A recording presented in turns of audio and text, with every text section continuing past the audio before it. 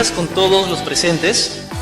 Vamos a dar inicio al 9º conversatorio del año 2012, organizado por la Universidad de San Martín de Porres, a través de la USMP Virtual. Enseguida voy a dar pase al ingeniero Rudy Enrique Mendoza Castro. Él es analista programador del área de tecnologías de información en la USMP Virtual. Adelante, Rudy.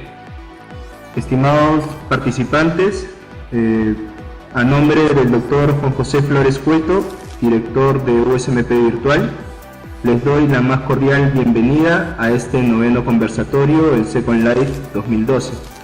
Aquí en nuestro anfiteatro USMP Virtual 3D desde la plataforma Second Life.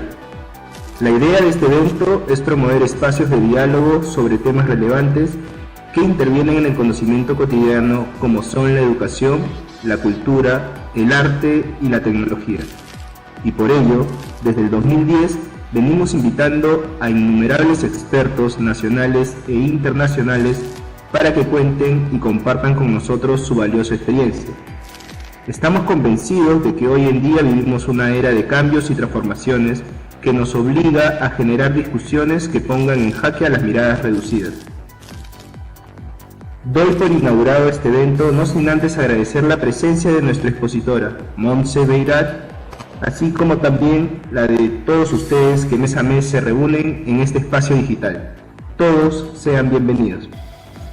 Muchas gracias, ingeniero Rudy. Enseguida voy a presentar a nuestra expositora. Ella es la doctora Montserrat Beirat Rigat, Sermon Ratbey en Second Life. Ella es profesora de lingüística en la Universidad de Valencia, España. Asimismo, es investigadora en proyectos de lingüística clínica, innovación educativa y neurolingüística. Actualmente se dedica a la investigación de la integración multisensorial, derivada de la utilización de las TICs y sus repercusiones en la formación de nuevas conexiones neuronales. En esta oportunidad, tocará el tema Una nueva retórica impulsada por las TICs, a través de la cual expondrá el potencial formativo de la plataforma de Second Life y las diversas técnicas de información y comunicación para la enseñanza del uso formal del lenguaje a estudiantes de Historia del Arte en materia de adquisición de habilidades discursivas en situaciones de interacción, como es el debate. Nuestra expositora tendrá 20 minutos aproximadamente para que pueda dar su ponencia. Enseguida vamos a pasar a la rueda de preguntas, para lo cual si alguno de ustedes, alguno de los participantes tiene alguna pregunta que hacer, por favor guárdela hasta esta rueda de preguntas, que va a durar aproximadamente 20 minutos. Al finalizar vamos a tener una foto grupal para que quede del recuerdo. Así que los invito también, estamos en vivo y en directo también a través de el canal de la USMP de Comunicaciones, y aquí tienen el enlace, el canal USMP 3D Televisión. El enlace también está en el chat para que puedan seguirnos por allí. Así que doy pase. Doctora Montserrat, adelante con su exposición, por favor. Gracias. Muy bien, muchísimas gracias a todos. Yo quiero agradecer las amables palabras de presentación tanto de Dago como de Rudy, y también quiero agradecer la siempre dispuesta disponibilidad del licenciado Fran Casas, que en todo momento ha estado conmigo colaborando para la organización de esta presentación. Y por supuesto también mi sincero agradecimiento a la Universidad Virtual de San Martín de Porres y a su director Juan José Flores Cueto, por supuesto por la amable invitación que me han hecho para participar en uno de estos ya famosos y tan entrañables conversatorios a los que he asistido en más de una ocasión y he aprendido muchísimo. También agradecer a todos los presentes que hayan venido para pasar este rato conmigo y compartir mis ideas sobre mundos virtuales y capacidad formativa o potencial formativo de Second Life o mundos virtuales. Pues yo pretendo hablarles de estas posibilidades que tienen los mundos virtuales no solamente en el sentido formativo, sino también en el sentido de desarrollo cognitivo, porque los mundos virtuales ya se han demostrado como muy capaces para la enseñanza de segundas lenguas, eso está demostrado, pero también de cualquier otra materia, como intento yo mostrar, y no solamente en el campo de las humanidades o de otras ciencias del ámbito social, médico, psicológico, artístico, turístico, terapéutico, incluso rehabilitador, como vimos en uno de los conversatorios que se dieron aquí en la Universidad Virtual de San Martín de Porres. Entonces, con la intención de descubrir en qué consistía ese potencial que yo adivinaba que tenían los mundos virtuales, pues yo organicé unas prácticas de mis actividades académicas universitarias de la Universidad de Valencia, de dos de mis asignaturas, una era la lingüística y la otra era la retórica.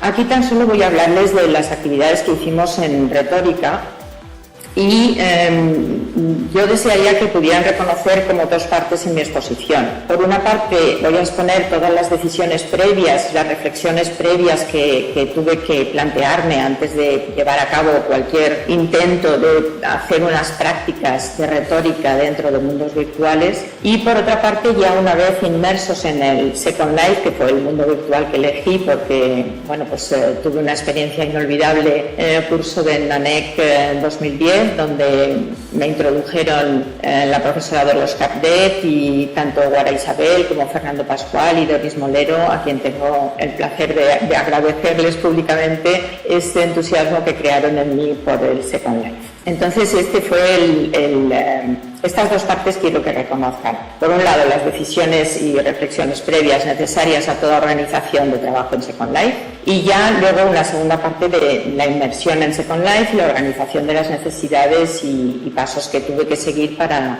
que se pudiera realizar realmente un debate sobre lo que era arte y lo que no podía considerarse arte en unos alumnos de historia del arte que para mí era pues el primer paso que tenían que dar, ¿no? Empezaban su carrera como protohistoriadores de arte y por lo tanto pues tenían que tener una opinión muy clara sobre lo que para ellos en este momento era arte y lo que no lo era, ¿no? Por lo tanto, un debate en este sentido me parecía fundamental.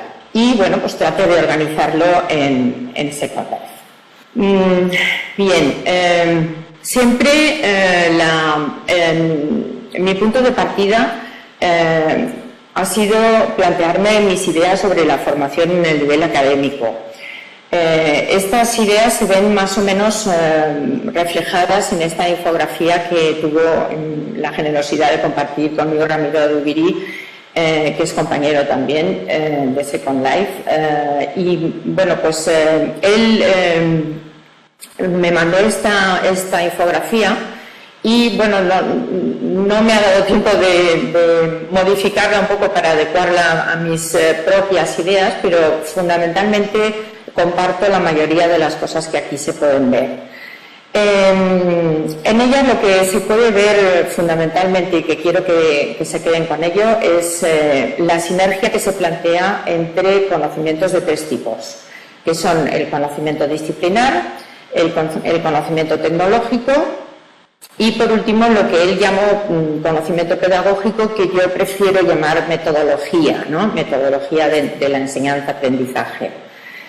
Pero bueno, fundamentalmente la idea es que hay que integrar estos tres tipos de conocimiento y además de esto, pues además había que plantearse pues que la retórica para estudiantes de arte necesitaba construir un entorno realmente apasionante para que los estudiantes de una disciplina tan lejana como es la lingüística, a la que pertenece la retórica, unos estudiantes de arte pudieran aceptar sin reparos y sin demasiado rechazo pues esos contenidos de la retórica, pero sobre todo provocando en ellos una motivación suficiente para terminar el curso pues con los conocimientos que se requerían en la materia de retórica y el uso formal y académico del lenguaje. La ventaja que tenía esta plataforma de mundo virtual, concretamente Second Life, consistía en que aquí en los mundos virtuales, realmente utilizando las técnicas de información y comunicación de las que podíamos utilizar en el entorno formal que nos proporcionó luego un compañero amigo, pues la ventaja, como digo, consistía en que aquí en los mundos virtuales nosotros lo que podemos hacer es construir el contexto adecuado a lo que nosotros necesitamos. Esto no sucede en otros entornos, como por ejemplo son los videojuegos. Esto no se puede hacer. En los videojuegos el contexto te viene dado. Es decir, hay un entorno donde tú tienes que hacer una serie de cosas y el contexto no lo puedes modificar. Tú tienes que saltar en un determinado momento, tienes que pegar un puñetazo o disparar un arma. Pero esto no se puede modificar. Y bueno, este realmente fue el primer gran descubrimiento para mí de la capacidad que podía tener Second Life para los objetivos docentes de la retórica. Podíamos construir los contextos donde trabajar esos contenidos que resultaban bastante lejanos a las expectativas de lo que eran unos estudiantes de arte. Y realmente me di cuenta entonces de la importancia que puede tener el contexto. Esta infografía también, este slide que les presento aquí, es también del compañero Ramiro Adoviri y en él hace notar precisamente esta importancia del contexto para la enseñanza-aprendizaje a largo plazo. Realmente la importancia de tener el entorno adecuado para que el desarrollo de la práctica tenga una coherencia, una cohesión, una coherencia, es notabilísima. Y no solamente en el campo de la educación, sino también en cualquier otro campo en el que haya una interacción entre varios interlocutores.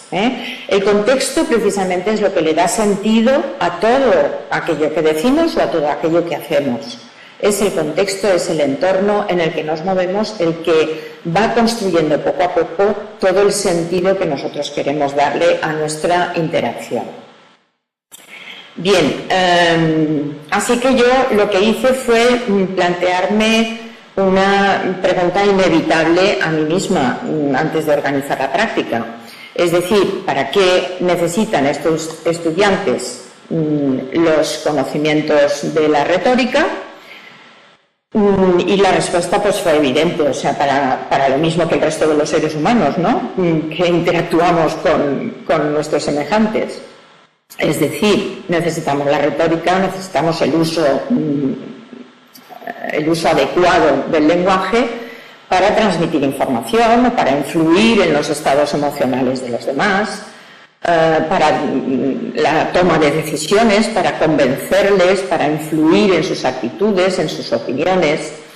Y todo ello tenía que ser aplicado a las tendencias artísticas, a sus motivaciones artísticas de su grado en historia del arte. Hay una distancia notable, hay una distancia grande entre retórica y arte. Y, sin embargo, de esa interdisciplinariedad auténtica que puede existir en una disciplina o entre dos disciplinas, de ahí es de donde surge realmente la posibilidad de establecer similaridades de comportamiento de los objetos. Así que esto lo que quiere decir es que siempre podemos aprender de los demás profesionales, de las demás disciplinas, si tenemos la suficiente empatía, que es lo que intentó transmitir mediante esta graciosa foto que encontré también por ahí. Siempre podemos aprender del resto de disciplinas que puedan establecer similaridades entre ellas, entre el comportamiento de sus objetos de estudio. Siempre que tengamos, por supuesto, la suficiente empatía o la suficiente capacidad de relacionar y la suficiente capacidad de curiosidad, de aprender la información que nos están ofreciendo, como ya digo, como intento mostrar en esta foto graciosa que he encontrado. Sin embargo, es evidente que siempre puede haber gente que parezca ciega o incapaz de reconocer un símil entre dos principios disciplinares diferentes. Y parece que siempre puede haber gente que sea incapaz de establecer una relación entre ambas disciplinas y por lo tanto sea incapaz de ver esas relaciones y de hacer posible el ser creativo, el ser innovador, Pero a lo mejor todo consiste en darles ese empujoncito para que de repente pues cambie el chip y vean todo lo vean con una mirada nueva, se les despierte la curiosidad y se ponga en marcha esa creatividad. Bien, la siguiente pregunta o reflexión previa a esta organización del debate y de los trabajos que acompañaban al debate era pues establecer cuáles eran mis necesidades y cuáles eran mis objetivos y, por otra parte, cuáles eran las necesidades de los estudiantes y cuáles eran sus expectativas con respecto a la materia que iban a aprender.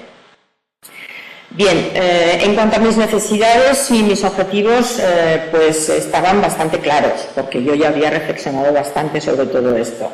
Pero, en fin, de todas maneras, ustedes creo que también han pasado, muchos de los que están aquí, o casi todos, hemos pasado por un planteamiento semejante. O sea, había que hacer un listado con todo lo que necesitábamos e ir previendo todo lo que íbamos a poder utilizar y lo que no íbamos a poder utilizar para construir un segundo plan o un plan B que siempre es necesario tener. Había que instalar los visores de Second Life en todos los ordenadores del aula de informática, por lo tanto eso significaba que había que pedir un permiso a la organización, había que reservarle el aula informática para que no fuera ocupada durante determinados días. Había que seleccionar grupos de gente que quisieran realizar estos trabajos en Second Life. Había que tener un lugar donde poder exponer estos trabajos y esto tengo que nombrar al ingeniero Ángel Feijo en Real Life. En Second Life es August Krom, que nos ayudó constantemente a cualquier hora de la noche, de la madrugada de su país y nos proporcionó el espacio formal que necesitábamos, que es la incubadora educativa inmersiva que se llama Granada. Bien, había que también pues prever los conocimientos mínimos de los alumnos que pudieran querer participar. En fin, por lo tanto, mis necesidades estaban claras.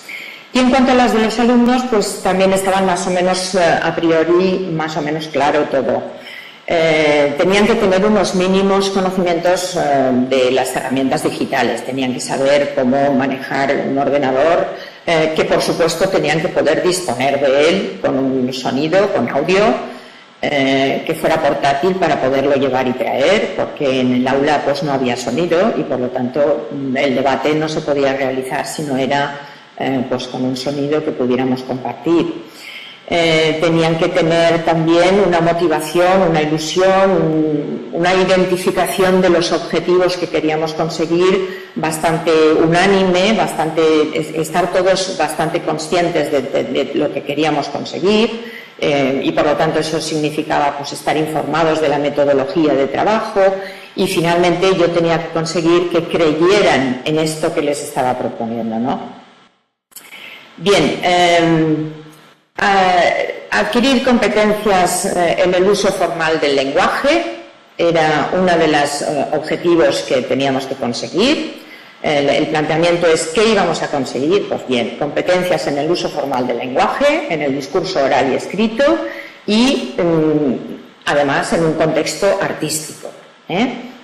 Es decir, no solamente iba yo a valorar habilidades y competencias que llamamos visibles, es decir, habilidades que se iban a notar en su trabajo escrito del contenido disciplinar que les iba a explicar en clase, en el real life, ¿no?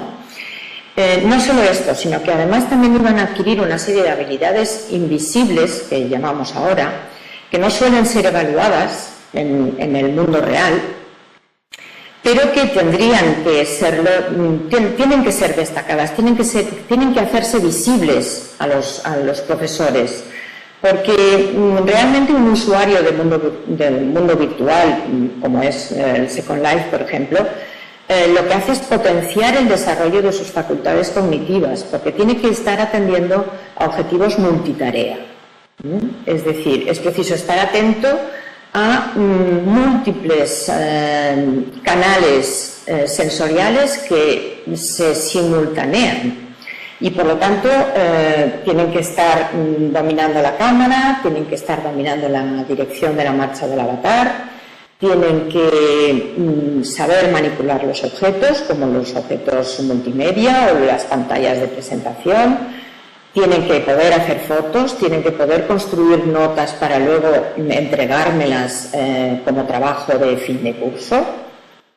En fin, el estado del usuario, el estado cognitivo del usuario del mundo virtual es totalmente activo, perceptivamente, desde el punto de vista perceptivo. Y además está integrando todos esos sentidos, que es en lo que yo ahora estoy interesada en investigar. Estoy iniciando mi investigación, o sea que yo comprendo que este es un tema que es muy interesante, pero realmente todavía sé muy poco acerca de la integración de los sentidos. Y estoy leyendo mucho y estoy preparándome porque me parece que este es fundamental y se está construyendo una sociedad nueva que tiene que tener pues un tratamiento evaluativo en cuanto a los temas expuestos que hoy por hoy pues no está siendo evaluado. Bien, este estado activo, cognitivo, multitarea, desde luego es muchísimo más difícil de conseguir en la vida real que en los mundos virtuales. Es cierto que en el entorno virtual pues hay una cierta tendencia a la dispersión de la atención por parte del usuario, porque hay muchos objetos a los que atender, hay muchas tareas a las que atender, hay muchas cosas que te pueden distraer, ¿no? Pero esto no siempre tiene que verse como algo negativo. Hay casos en los que si un alumno, por ejemplo, se queda retrasado en realizar una tarea, en cualquier situación, pues puede suceder que sin darse cuenta se vea inmerso por casualidad, sin pretenderlo, se vea inmerso en una situación que le lleva y le conduce a construir, a ser constructivo o creativo, a idear un objeto nuevo que nunca hubiera pretendido crear o a producir un resultado, en cualquier caso, un resultado de su trabajo que nunca lo hubiera imaginado. Yo esto también lo valoré, y ellos lo agradecieron porque yo luego les pasé una encuesta sobre sus experiencias en las prácticas de retórica y realmente fueron muy positivas y comentaron este hecho, ¿no? Que realmente nunca esperaban haber tenido estos resultados. Bien, como he dicho, una de las principales ventajas que tienen los mundos virtuales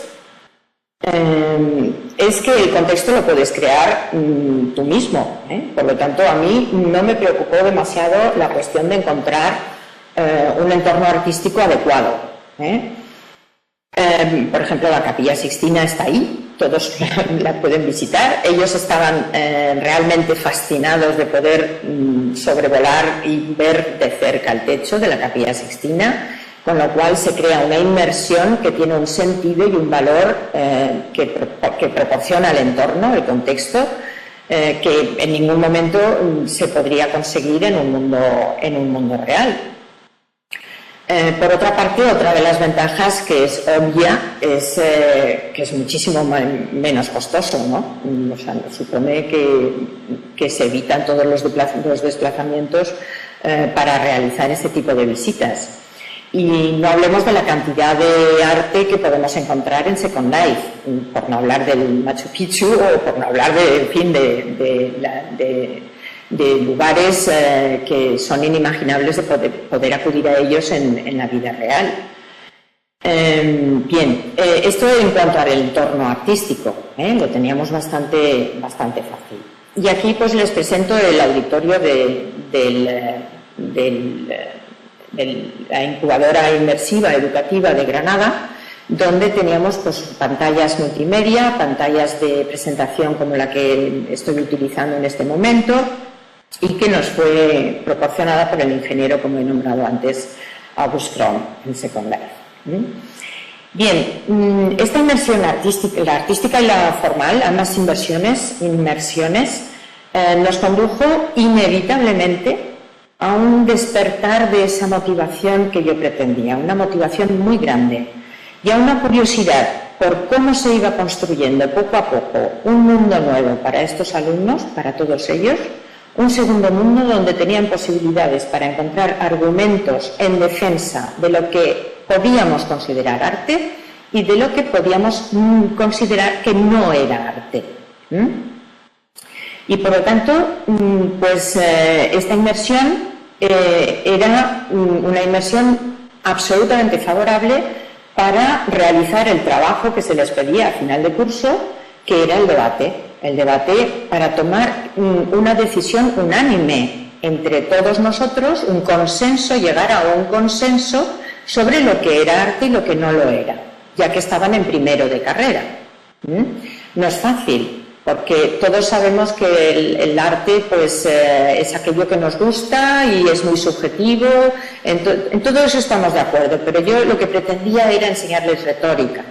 Y la retórica utiliza argumentación, utiliza falsación de argumentos, es decir, refutación de los argumentos, argumentos que sean construidos de manera contundente, reconocimiento e identificación del uso de falacias, por ejemplo.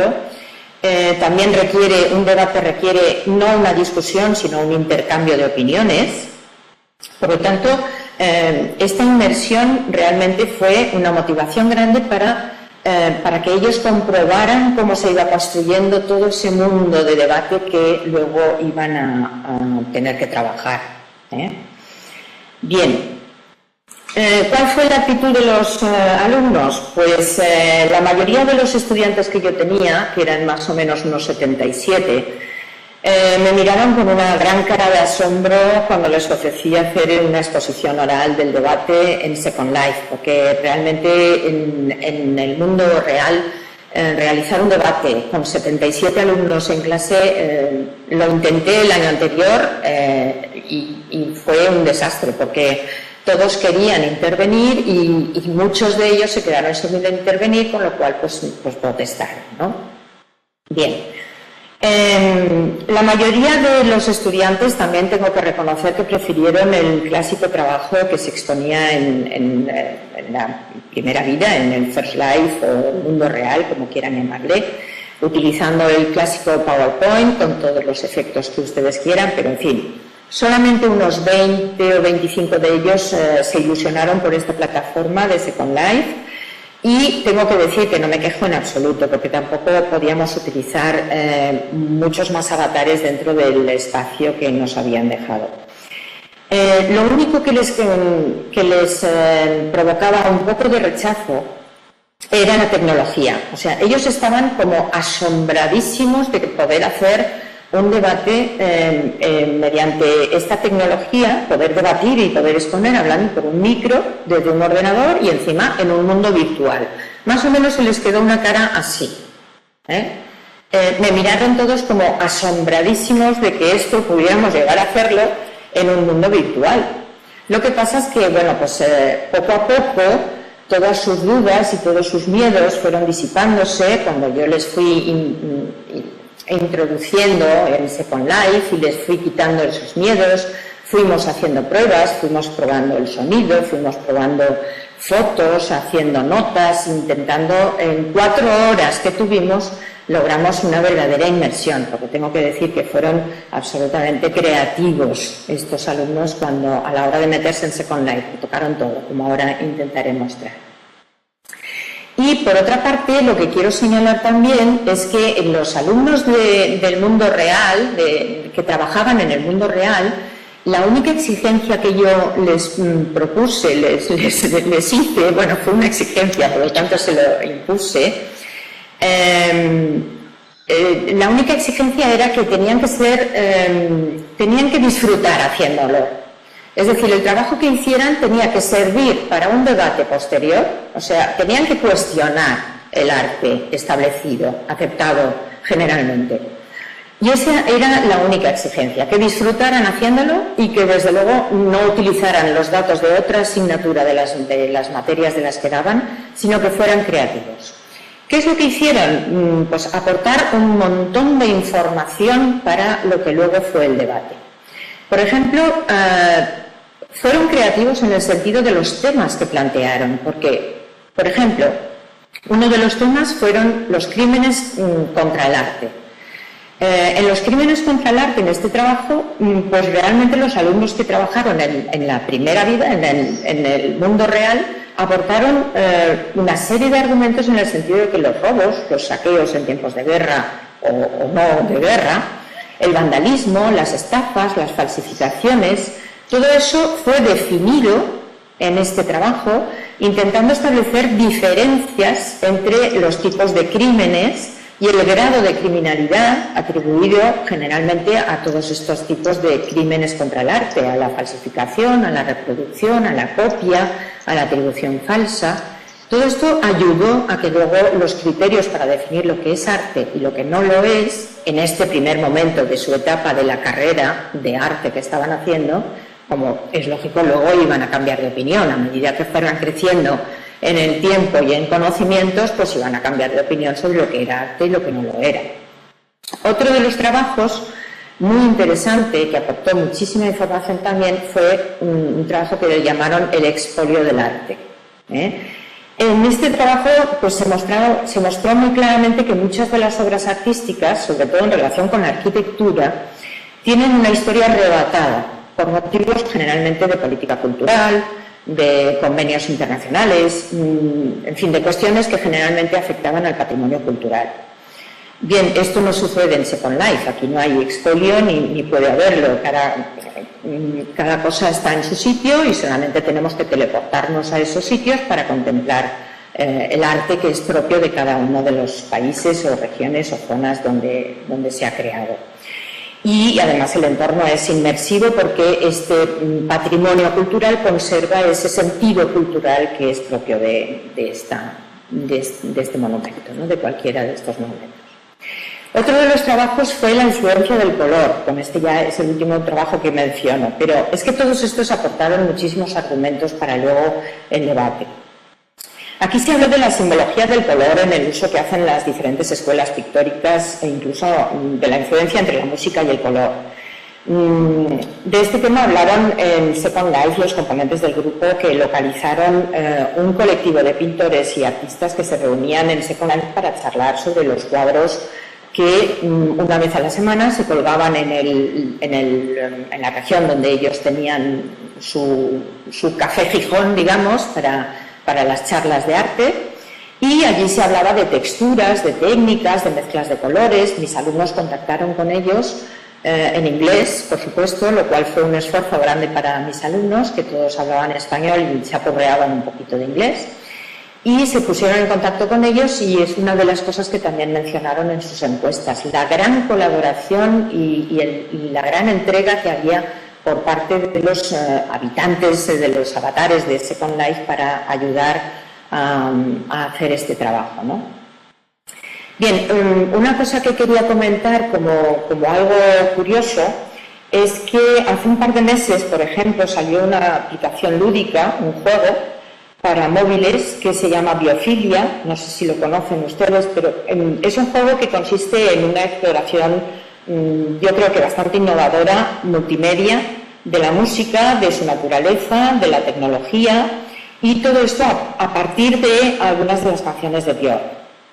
Hay una serie de imágenes donde el color tiene un papel relevante y todo se ha hecho a partir de la sinergia entre la exploración galáctica del universo, las estructuras y sus fuerzas físicas, de las que forma parte la música.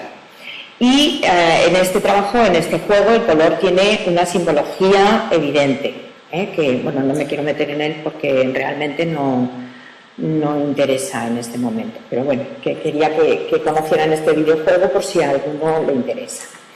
Y bueno, pues así es como surgió esa nueva retórica en un mundo virtual. Puedo asegurar que esas 4 horas de clase de inmersión en Second Life cundieron, como les he dicho antes, muchísimo. Fueron alumnos que se diferenciaron muchísimo de los otros alumnos de lingüística porque estos no le tenían miedo a nada. Lo tocaron todo, trastearon todos los objetos, construyeron objetos enormes, flexibles, los colorearon, tocaron las texturas, o sea, no tuvieron miedo a nada, absolutamente a nada. Lo cual, pues para mí fue bastante sorprendente, porque yo cuando entré en Second Life realmente me daba miedo tocar cualquier cosa. Bueno, esta es una slide que se ha colado por aquí. Y bueno, ahora quería hablarles de los conocimientos disciplinares para poder hablar un poco de los tres tipos de conocimientos de los que yo parto cuando me planteo unas clases, ¿no? Bien, entonces, los contenidos de la retórica son realmente amplísimos, están contenidos todos en estos tres bloques. Hay un bloque de introducción al uso del lenguaje, donde yo pues hablo de la naturaleza comunicativa del lenguaje. Hay un bloque 2 donde se habla del discurso escrito y ahí pues pretendo demostrarles a los alumnos que cada género textual tiene su tipología de discurso y por lo tanto tiene unos recursos lingüísticos que se tienen que utilizar y que esto caracteriza los distintos tipos de género escrito. Y por fin teníamos también el discurso oral, donde les explicaba ya lo que era la retórica. Bien, como digo, este es el programa general de la retórica. Y yo lo que hice para explicarles la retórica, por no explicar aquí nada de todo esto que sería muy largo, yo lo que hice es preparar una metáfora culinaria para todas aquellas partes de la retórica que se establecieron en su momento y que, bueno, son la inventio, la dispositio, la elocutio, la memoria y el actio, ¿no? Ahora tampoco voy a entrar en estos temas porque nos entretendríamos demasiado. Yo lo que quiero es llegar ya a esta segunda parte de la presentación, donde lo que me interesa es que vean ustedes pues cuáles fueron los pasos que se dieron y los resultados que obtuvimos en el trabajo de Second Life, ¿no? Bueno, como primer paso, ya que estábamos con avatares, en fin, con gente de historia del arte, pues el primer paso fue encontrar pues avatares que tuvieran una configuración bastante distinta a la configuración normal que te ofrece el visor de Second Life cuando entras, ¿no? Entonces, doy las gracias a Pionia, por ejemplo, porque fue ella la que me proporcionó una dirección donde encontré un museo de avatares donde pudieron ir escogiendo cada uno de ellos el que prefirieron, y esto es solo una muestra de los avatares que escogieron, ¿no? Hubo muchos más, pero en fin, tampoco se trata de esto. Luego, los trabajos en Second Life los tuve que repartir en 3 grupos. Había un primer grupo que, trabajando desde una presentación de PowerPoint en el mundo real, en la First Life, presentó en Second Life unos criterios artísticos que se basaban en la excentricidad. Es decir, todo lo que es excentricidad realmente pues es un uso y un abuso de lo que es raro, ¿no? Y esto planteaba serias dudas sobre si la excentricidad en el arte podía considerarse como una provocación o bien como una expresión de los sentimientos del artista. Era una cuestión que había que debatir. Otro grupo les planteé hacer un recorrido por todo Second Life en busca de todo lo que fuera posibilidad de ser considerado artístico.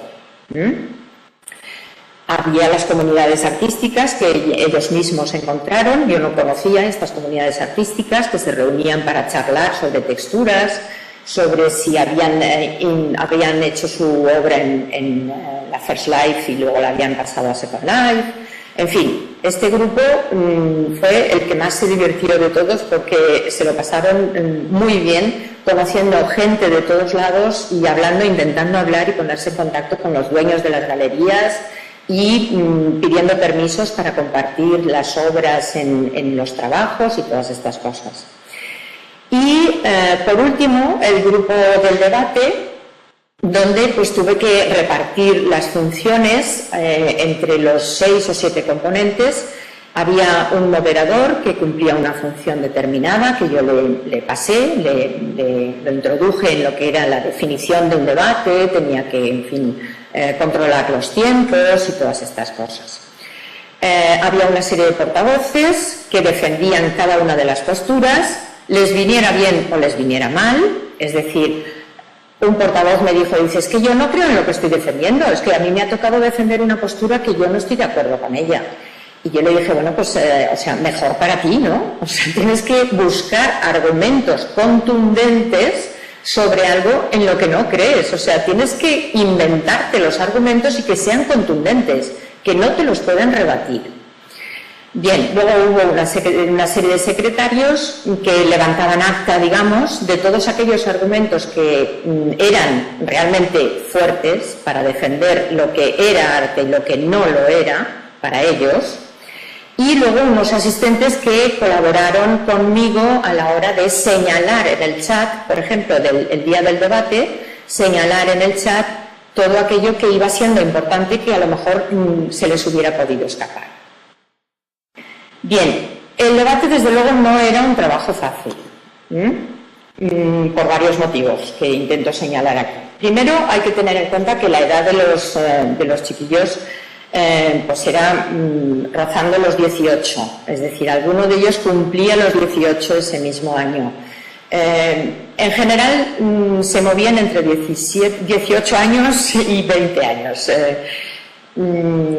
Para entrar en Second Life hubo quien puso su edad de 17 años cuando cumplía el mes siguiente y tuvo que, bueno, pues mentir un poco, pero en fin, todavía no se aceptaban avatares de menos de 18 años.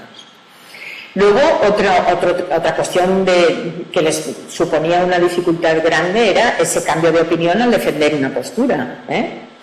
Luego, había que funcionar en diferentes roles, cada uno tenía una función diferente que cumplir y tenían que estar todos funcionando conjuntamente, o sea, tenían todos que coordinarse entre ellos, este grupo, junto con los otros dos, que aportaban información, y todos juntos trabajar para que hubiera un desenlace realmente coherente y que el moderador supiera identificar dónde se había producido una incoherencia o un enrocamiento de un argumento que había que superar, ¿no?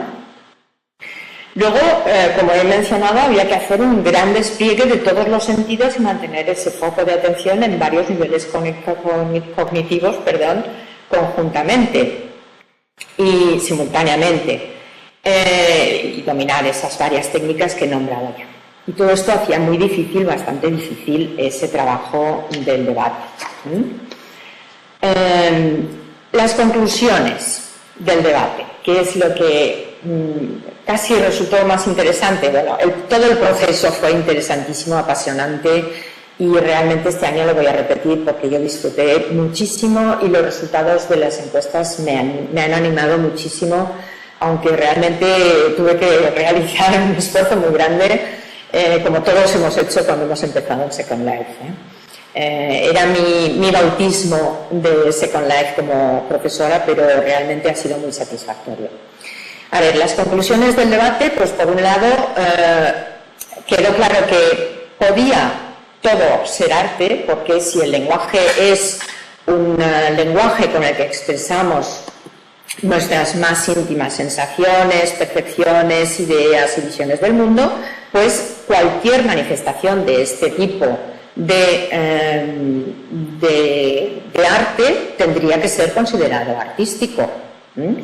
Por lo tanto, hay arte tanto en la escultura que vemos en un museo, o una pintura o cualquier tipo de monumento artístico considerado globalmente, generalmente, asumido como artístico. Hay tanto arte ahí como, por ejemplo, en las letras de las canciones, o en las películas, o en los grafitis, en los diseños de cualquier mobiliario, por ejemplo, en los edificios, en las esculturas, manualidades, fotografía, bailes, etc. Eso por una parte. Por otra parte, ¿qué es lo que ellos llegaron a consensuar que no podía ser considerado artístico, que no podía ser considerado arte? Pues, por ejemplo, todo aquello que era efímero, todo aquello que desaparecía con el tiempo, no se podía considerar artístico, porque es que desaparecía, ya no se podía contemplar por generaciones posteriores, y eso no pasaba, por ejemplo, con otro tipo de obras de arte que eran consideradas artísticas, como por ejemplo las pirámides. Ejemplos de no arte en este sentido, hoy que se habla tanto de la gastronomía como un arte, el arte de presentar un plato, el arte de la cocina de última generación, pues no podía ser considerado artístico porque es algo que se consume y desaparece. La publicidad, pues bueno, es algo que también llega un momento que desaparece. La moda. Incluso cuestionaron las fallas, que es la fiesta popular, de lo que los que estamos aquí en Valencia. Tenemos unos monumentos que están formados por muñecos de cartón, por ejemplo, con una base, en fin, de barro y tal, pero en fin, lo fundamental es que son de cartón y llegan el día 19 de marzo, y se queman y por lo tanto desaparecen. Por lo tanto, todas estas cosas no son consideradas artes, no fueron consideradas artísticas por parte de los alumnos. Luego, también las copias y las imitaciones, pues no son realmente artes porque existe un original previo. El original previo podía ser considerado artístico, pero todo lo que es imitación y copia, pues no tenía por qué serlo. Y aquí es donde incluso se plantearon si Second Life podría ser considerado artístico o no. Porque claro, al ser una reproducción del mundo real en muchas situaciones de museos y de monumentos artísticos, pues realmente se plantearon la duda. Es algo a lo que llegaron consensuadamente a plantearse. Incluso los diseños industriales, que ya se construyen en serie, una silla que tiene un diseño italiano magnífico, pues cuando ya está construido en serie o está imitado y copiado, pues ya no se tendría que considerar artístico. Bien, ¿en qué cuestiones o en qué argumentos se basaron para construir este consenso al que llegaron en el debate? Pues, por ejemplo, uno de los primeros argumentos sobre los grafitis es lo que he comentado antes, si se tenía que considerar en algunas ocasiones vandalismo o bien una expresión artística. Ahí ellos iban dejando las preguntas como encima de la mesa para que luego se fueran debatiendo. Luego se fueran consensuando entre todos los argumentos que se iban poniendo. Otra cuestión que se plantearon es si la artesanía es arte o es más bien el resultado de una necesidad de utilizar unos objetos, como por ejemplo una silla rudimentaria o un cántaro de la época grecorromana o lo que fuera. ¿Es arte o realmente es el resultado de una necesidad que les hizo creativamente originar un producto? ¿Y el diseño era arte o no, o era más bien un negocio? Luego se plantearon también el arte contemporáneo, el hecho de tener pues un cordero, un carnero ahí colgado, una vaca pintada ahí como un objeto que representa arte, o en fin, cuestiones de este tipo fueron planteadas como argumentos que realmente podían cuestionar si era arte o no era arte, ¿no? Y luego también se plantearon la fotografía tan solo desde el punto de vista de si era artística o realmente es un uso tecnológico de una herramienta. Esto fue bastante interesante. También se plantearon dónde estaban los límites del arte. ¿Vale todo o no? Es decir, que un caballo cuelgue de unas cuerdas del techo en un museo, ¿eso es artístico? ¿Vale todo o no vale todo? Que un cerdo le pinten un mapa, por ejemplo, en el torso o en el dorso, ¿es artístico? O, en fin, ¿todo vale o no? La excentricidad, que es lo que antes he comentado también, ¿realmente es una necesidad de expresar una sensación, un sentimiento íntimo y profundo del artista? ¿O es una especie de provocación para llamar la atención y para que todo el mundo hable de ti? Y la tecnología y lo digital, entra dentro del ámbito del arte. Ahí es donde se cuestionaron lo de Second Life. Lo analógico convertido en digital, ¿es artístico o es simplemente una tecnología? Y por último, Bueno, por último creo que no, pero bueno, también se plantearon si era necesaria una intención específica para hacer arte. Es decir, un niño que dibuja que hace un dibujo para su madre en el Día de la Madre, por ejemplo, pues bueno, es creativo, tiene mucha gracia, es muy bonito, pero ¿es arte o necesita una expresión, o necesita una intención artística, específicamente artística para ser considerado arte? Bien, a ver, estos son los finales. Otra cosa que se planteó es la evolución temporal, como os he dicho antes también. Si en la evolución temporal una obra de arte desaparece, tenemos que considerarla artística. ¿Equiparamos entonces artísticamente los monumentos de las fallas a las pirámides egipcias o cualquier otra cosa que pudiera ser considerada aquí artística? Bien, de todos estos argumentos, planteados muchas veces en forma de preguntas, dejadas ahí para que entre todos luego consensuáramos y que los secretarios fueran levantando acta de todos estos argumentos, que fueran más contundentes, menos contundentes, falacias, utilización retórica de preguntas, en fin, todas estas cosas. Con todo esto llegamos a un consenso final. Y elaboraron una serie de pósters para poder debatir ya con estos pósters delante, con todos esos argumentos de fondo, ¿no? De final. Yo, ya llegando al final de mi exposición, lo que quería es remarcar que los resultados del debate, desde luego, a mí me sorprendieron muy gratamente. En mi opinión, fueron espectaculares para ser alumnos de primero de grado. Es decir, venían del colegio, y en el colegio todos sabemos que, bueno, hay gente muy bien preparada, pero hay gente que viene bastante mal preparada a la universidad, muy a mi pesar, pero es así.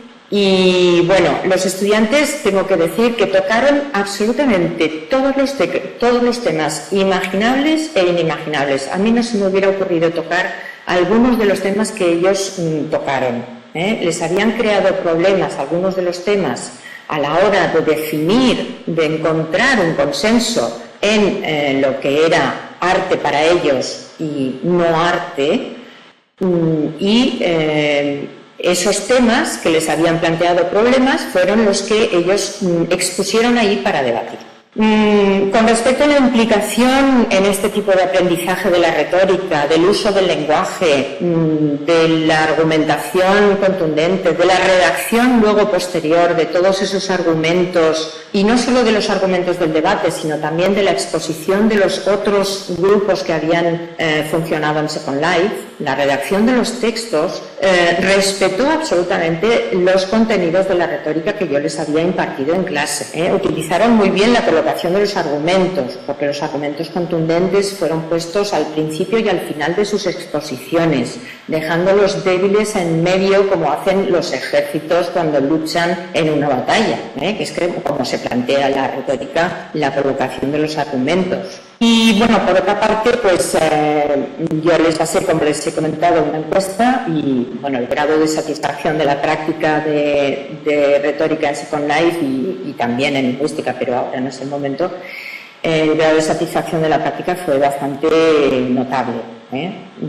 Comentaron también la gran dedicación que les mostraron esos artistas con los que habían hablado, y remarcaron que había sido desde luego una experiencia que desearían que se extendiera a otras de las asignaturas donde ellos hubieran podido utilizar estos mundos virtuales. Además, remarcaron también que habían aprendido a debatir y no a discutir, que es lo que generalmente se hace cuando se tiene 18 años. Y aprendieron a dejar preguntas ahí encima de la mesa para que el interlocutor pues desmontara un posible argumento. Se habían dado cuenta de la eficacia de una buena disposición de los argumentos para convencer al interlocutor, y sobre todo se dieron cuenta, que es lo que más ilusión me hizo, se dieron cuenta de que hoy en día la utilización de recursos digitales o de plataformas como los mundos virtuales y otras cuestiones de tipo tecnológico pues en realidad no exigen que uno sea especialista en informática ni en inteligencia artificial para poder utilizarlas creativamente. Aunque eso sí, lo que desde luego me hicieron notar es que esta práctica les exigió una mayor dedicación temporal que otras de las materias que habían estado haciendo o habían estado trabajando. Pero realmente el resultado fue muy positivo y ellos me comentaron también esto que les he dicho antes, que sintieron que cómo tenían que estar atentos a muchas más cosas simultáneamente y que esto había estimulado sus sentidos, les había puesto en marcha, les había activado el cerebro de tal manera que, bueno, era la primera vez que se habían sentido de esta manera tocados en la perfección. Y esto es lo que hizo que, bueno, pues yo este verano me pusiera a leer sobre integración de sentidos y sobre motivación, creatividad y todas estas cosas que nos proporciona la tecnología. Y bueno, nada más, esto es todo por mi parte. Muchísimas gracias por su atención y estoy aquí para contestar a todas las preguntas que deseen y bueno, lamento haberme pasado quizá de tiempo, realmente no me he dado cuenta, estaba mirando las diapositivas y no sé si me he pasado mucho. Gracias por todo. Gracias, se nota que sois mis amigas. Muchas gracias, doctora Montserrat Beirat. Enseguida vamos a pasar a la rueda de preguntas, para lo cual, si cada uno de los participantes tienen una pregunta, pueden formularla directamente o si no también a través del chat. Así que comenzamos con las preguntas que van a tener una duración de 20 minutos. Vamos, yo soy toda oídos, ya veis el slide que hay en la pantalla. Me he podido poner las más grandes, las orejas. Aquí tenemos una pregunta que es de Ángel Blanco. ¿Qué le dejó esta experiencia? ¿Qué se puede decir? ¿En qué enriqueció sus estudios en Second Life a través de estas experiencias? Pues es lo que he dicho, que lo mejor de todo ha sido el saborcillo de éxito en este uso de un mundo virtual para enseñar no solamente lo que ya está demostrado que funciona fantásticamente, como es la enseñanza de segundas lenguas, sino también cualquier otro campo de las humanidades o de medicina o, como saben ustedes perfectamente, odontología. Incluso me interesa muchísimo porque yo doy clases también en logopedia y la rehabilitación de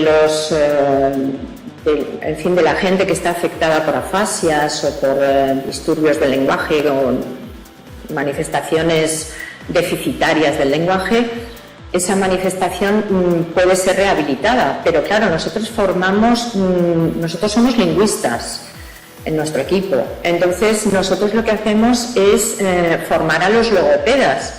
Entonces, para enseñarles, por ejemplo, a los logopedas dónde se produce un sonido, el ámbito de la rehabilitación en Second Life, construyendo objetos, yo creo que tiene un futuro muy importante. Lo que pasa es que, claro, yo necesito ayuda en ese campo. Estoy contactando con gente que me está ayudando a construir objetos para repartir entre los alumnos para que puedan trabajar con estos objetos. Pero, claro, todavía está muy todo por hacer. Experiencia positiva, siempre.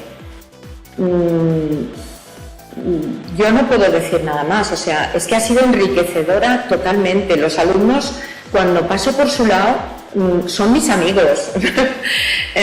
Me saludan todos queriendo hablar conmigo, preguntándome cómo me va, si lo voy a repetir, que me piden que por favor que siga, porque realmente hay bastante poco apoyo todavía por parte de la organización universitaria, ¿no? Este año ha sido aprobado un proyecto para tutorías, que está aquí Inés y lo puede ella también comentar, que es la directora del proyecto, para hacer tutorías en Second Life. Pero bueno, yo, por mi parte, yo voy a seguir haciendo prácticas, no solamente tutorías, sino yo voy a hacer trabajos en Second Life y quiero que los alumnos trabajen, busquen, investiguen y aprendan haciendo.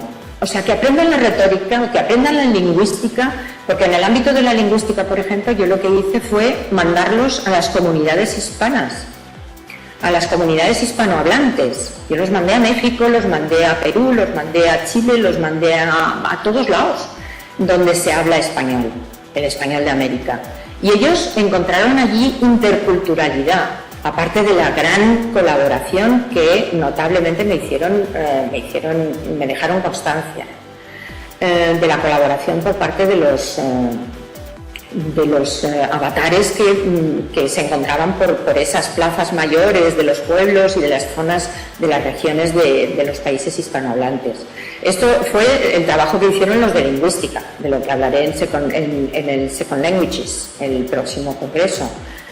Y ya te digo que, Ángel, para mí más experiencia enriquecedora no ha podido ser, de verdad. Y ya te digo que el arte estaba muy, muy lejos de lo que era la retórica. O sea, el plantear la retórica como un listado de figuras retóricas utilizadas en el lenguaje hubiera sido un desastre, porque eran artistas. Eran artistas, no podías pedirles que hablaran en plan grecolatino, ¿no? Y eso fue lo que hice. Una pregunta más, ¿cómo ves la educación, el futuro de la educación dentro de Second Life? Uy, yo esto lo tengo muy claro. Yo veo que es una de las maneras de educación muchísimo menos costosa que la actual. No creo que esté en peligro la universidad por todo esto, pero sí creo que realmente es una plataforma donde muchos de los alumnos que hoy por hoy no pueden estudiar, pues van a poder hacerlo. Y por lo tanto esto es una democracia educativa que es muy deseable, muy loable, admirable, porque todos los que trabajamos en Second Life sabemos que lo hacemos por vocación, pura vocación, y reporta únicamente que una satisfacción enorme, sobre todo al verles a todos ustedes ahí delante, de verdad que para mí es un regalo muy preciado. Muchísimas gracias. Muy bien, te agradecemos por tu ponencia, doctora Montserrat. Realmente nos has ampliado mucho más todos los campos que se pueden desenvolver dentro de este mundo inmersivo de Second Life. Te agradecemos a nombre de la USMP Virtual y enseguida invito a todos los presentes, por favor, acérquense a la plataforma para poder tomarnos la foto final y que quede del recuerdo. Por favor, adelante todos para la foto final.